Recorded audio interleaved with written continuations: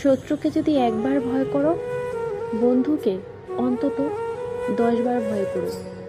কারণ বন্ধু যখন শত্রুতে পরিণত হবে, সেটা হবে খুব নিষ্ঠুর শত্রু। জীবনে একা একা পথ চলা তেমন কঠিন নয়, কিন্তু কারো হাত ধরে পথ চলে মাঝপথে ফিরে আসাটা অনেক কঠিন।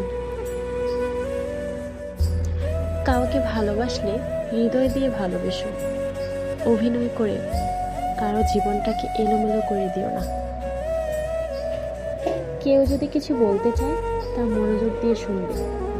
কিছু দিতে পারো আর না পারো, ওই মুহূর্তে তোমার আন্তরিকতাই তার মন ছুঁয়ে দিবে। তুমি সুন্দর বলে অন্য কাউকে ঘৃণা করো না। তোমাকে এত সুন্দর করে যে সৃষ্টি করেছেন, তাকেও কিন্তু একই রূপ সৃষ্টি করেছেন।